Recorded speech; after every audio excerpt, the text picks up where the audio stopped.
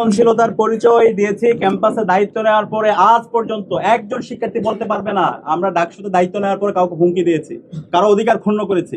আমরা এমন একটা ক্যাম্পাস চাই যেখানে সবার স্বাধীনতা থাকবে, যেখানে মত প্রকাশের স্বাধীনতা থাকবে, যেখানে কেউ হকিস্টিক অথবা স্ট্যাম্প নিয়ে যাবে না, কেউ আমার বিরুদ্ধে কথা বলবে, আমাকে নিয়ে দীর্ঘ সমালোচনা করবে, কিন্তু আমার সমালোচনা করার কারণে কারো উপর মত তৈরি করে সাংবাদিকদের উপর হামলা করা অথবা হকিস্টিক অথবা স্ট্যাম্প নিয়ে যাওয়া, সেটা আমরা করতে দেব না।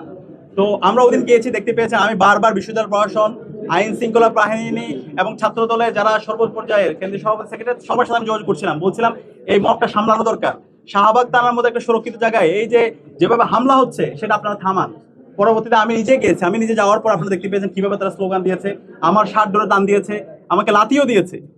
তারপরও আমরা বলেছি তোমরা আমাকে মারো, আঘাত করো, তুমি আমাকে নিয়ে যাই স্লোগান দাও, কিন্তু আমি তোমাদের কারো উপর হকিস্টিক অথবা স্ট্যাম্প নিয়ে যাবো না। তোমার নিরাপদ নিশ্চিত করার দায়িত্ব আমার। তুমি আমাকে আঘাত করতে পারো, সে আঘাত করলেও আমি যে তোমার প্রতি আঘাত করবো সেটা আমরা করবো না।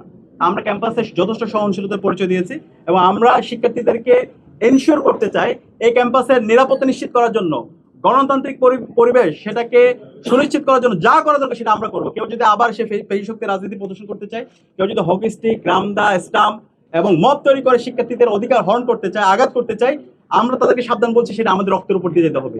সবার আগে আমরাই তাদের সামনে আবু সাইদের মধ্যে দাঁড়াবো। সুতরাং ক্যাম্পাসের মধ্যে এই ফেসিবাদী রাজনীতি, ছাত্রলীগীয় রাজনীতি, সেই রাজনীতি আর ফিরবে না। ধন্যবাদ।